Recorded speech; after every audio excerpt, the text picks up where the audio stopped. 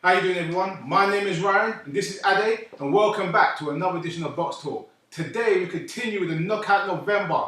This one is a smasher. If it does go to points, I don't know what's happened.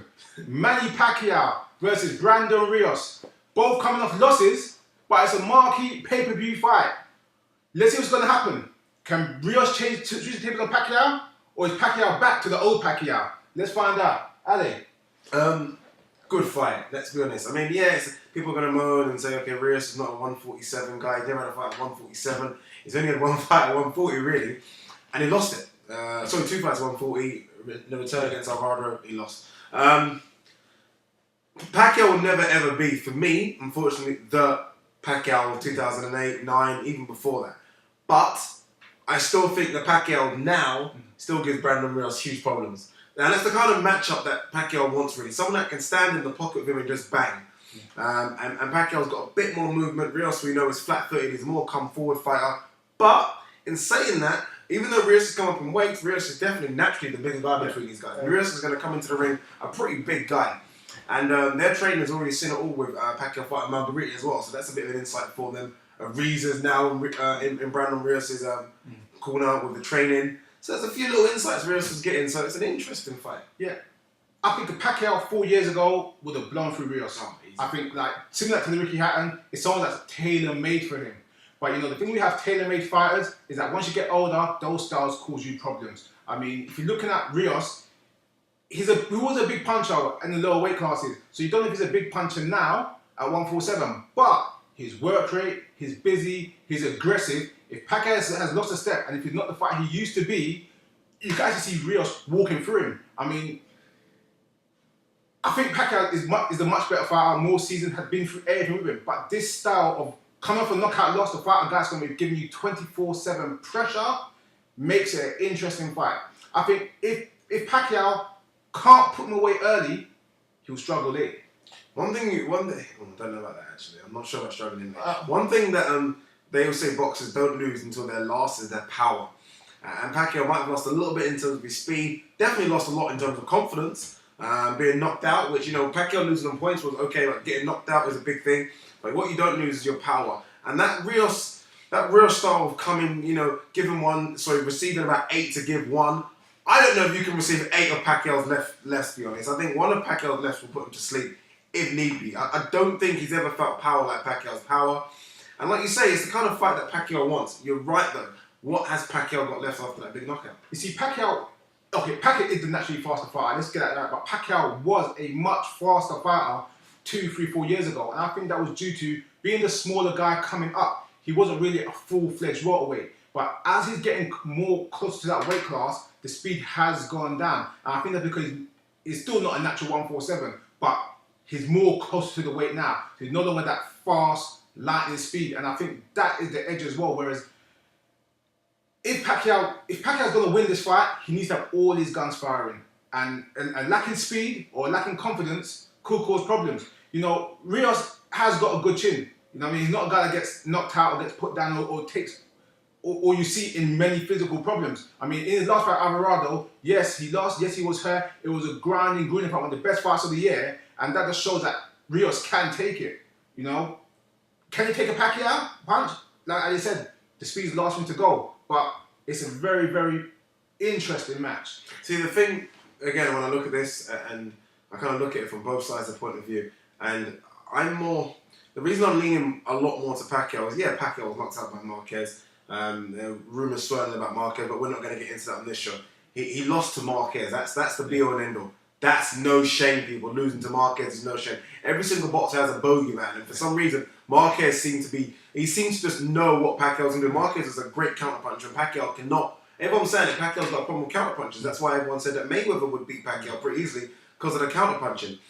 The split decision loss to Timothy Bradley, let's be honest, he won that fight. He won that fight by 4 or 5 rounds easily, handily. So really and truly, he's only lost one to one person in the last however many years, and that's Marquez. That's no shame.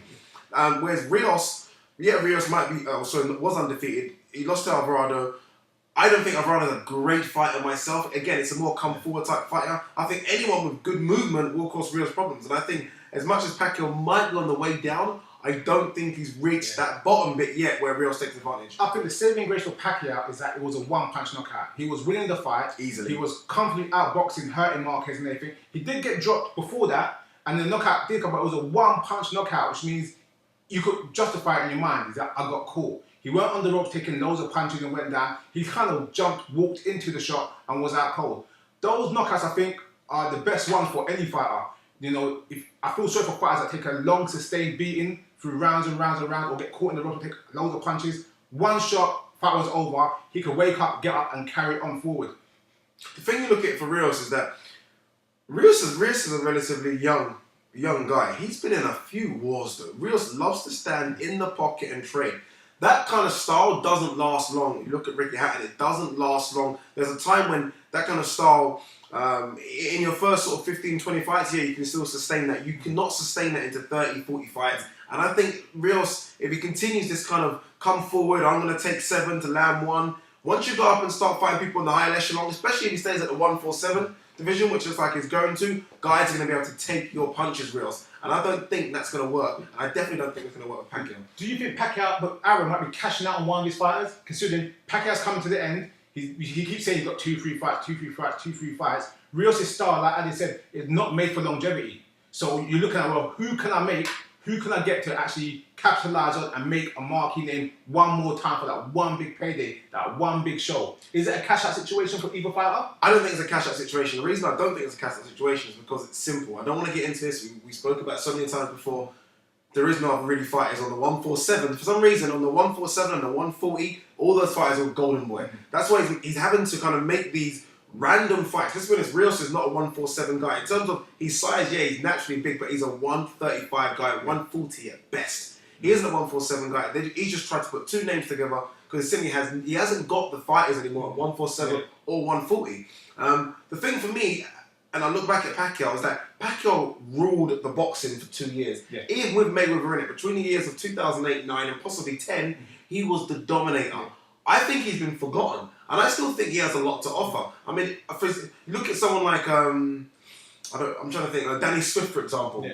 You put Pacquiao in against him, Pacquiao's favourite for me. And I think Pacquiao's been forgotten. I think Pacquiao still has to offer a lot in this 147 division. You know, like I said, with boxing, I think it's unfair that once you lose a fight, you kind of put into the bin or you feel that you're dropping off. So, like I said, if you look at Pacquiao, who we lost to, or the controversial fight with Marquez, that is consensus a top 5 pound for pound. Okay, we've got the Bradley that just came along now, but I mean, Bradley's another top 10 fighter pound for pound. So there's no shame in losing those type of quality fights. I mean, those are fights that will make you a legendary fighter. We have 2 fighters that go into the ring, one has to win, one has to lose. So there's no shame either way. You know, so I think it's Pacquiao's fight. Yeah, what makes me laugh about all this in Pacquiao, like you said, being the forgotten man now and just being kind of, brushed aside. No one seems to be mentioned anyway for even Mayweather fights anymore. I mean, Amir Khan got knocked out by Danny Swift Garcia, as we all know. He's then struggled in his next 2 fights after that, but for some reason, he's Mayweather's number 1 contender. You know what I mean? Pacquiao arguably beat Timothy Bradley. Yeah. Everyone knows that. Got knocked out by Marquez, and he seems to be the forgotten man. Pacquiao wins this for me by knockout.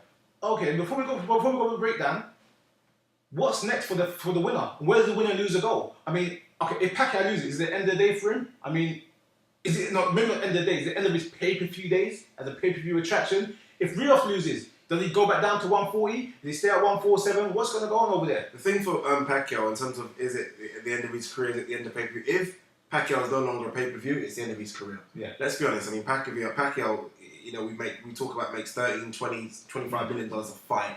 He's not going to enter any ring for $2, $3, $4 million. It sounds like a lot of money to any other boxer. For Manny Pacquiao, yes, it is. It's a problem for him. I mean, I don't know where Pacquiao goes if he wins there. Especially now with Cotto, for example, being trained by Freddie Roach. That could have been another little rematch fight, possibly. Yeah. That won't happen now because they're both the same trainer. I don't know where Pacquiao goes. I still, as much as I kind of loved and juiced for it 2-3 years ago, Pacquiao Mayweather, if Pacquiao convincingly beats Brandon Rios, I don't know if they're going to be able to do it with Mayweather again, but the talks are going to happen if he convincingly beats Mayweather. I think still Pacquiao's 110% better option than Amir Khan fighting Mayweather in May. I agree, and I think that the fight would have been possible if it weren't, like you mentioned earlier on, with the conflict between the 2 promotions. You know, if you remember back in 2003, 2004, Tyson Lewis they got it done. They put it together, and that was a tricky match. But the difference between that match, that Two everyone announcers. everyone wanted to actually make that fight, and that's the fight that everyone wanted to see. It seems to me that with Pacquiao Mayweather, no one really wants to make the fight Anymore, or then? Either way, then and now, if the fight was going to be made, all the money was available back then, it would have been made. Yeah. So if they're not going to make it then, why make it now? And even if they did make it now, the luster's gone. The shine is gone. So even though yes, Pacquiao is a better opponent for Mayweather, as far as I'm concerned, a Pacquiao, Amir Khan, or any of the other contenders will be the same type of matchup in theory. Yeah, I think looking, we talked about where Pacquiao goes. Rios goes. I think Rios still has a great career. Yeah. I mean, if Rios loses to Pacquiao, it's no shame in losing to Pacquiao. He's coming up and waiting to fight him. I think Rios goes down to 140. There's some really good fights in there. I wouldn't mind seeing Rios and Adrian Broner, for example. That would be a little come forward type fight. I wouldn't mind that, for example. There's still fights up there for Rios. Rios is young, and there's plenty of fights in the 135, 140, even if he stays at 147 division. Yeah, even though Rios is young, I recommend watch this fight and enjoy it for what it is. I don't think Rios will be around for a long, long time. And Pacquiao, he's mentioned it himself, 2-3 fights, maybe end of 2040, it is over. So enjoy the ride while you can. Yeah, I think they're probably going to do Rios. If Rios does lose, probably going to do either an Alvarado rematch again, a third one, or Provodnikov. Provodnikov Rios will be an absolute barnstormer. Arturo getting Mickey Ward, eat your heart out. I never even thought of that fight. Yeah, that is the fight I want to see next. Yeah. Either way, win, lose or draw, that's the fight I want to see next for Brandon Rios. Yeah, so okay, what's your predictions then? Who wins? I'm going with Pacquiao to win. I've got doubts. I want to see what Pacquiao's got there because, like I said, I think this style was made for him 4 years ago. Nowadays, I'm not too sure, but I'm comfortable with Pacquiao win by stoppage. Mostly not knockout, by stoppage, late. Yeah, I see. I initially said Pacquiao by stoppage, but then I thought Pacquiao doesn't stop as many people as we think, especially in the bigger weight classes. I mean, obviously Ricky Hatton, Margaret with the eye problem, but he doesn't really stop. He goes to points quite a lot. So I'm going to go, and Brandon Rios is very, very durable and tough. Yeah. So I'm going to go Pacquiao with a wide decision. But what do you guys think? I mean, look, has Pacquiao got it left? Do you still want to see a Pacquiao versus Mayweather fight? Does that appeal to you guys? I mean, is Pacquiao a better option than Amir Khan? Is he a better option than Danny Swift? I still think so, but as Ryan said, has the lust gone for what would have been probably the biggest fight of all time?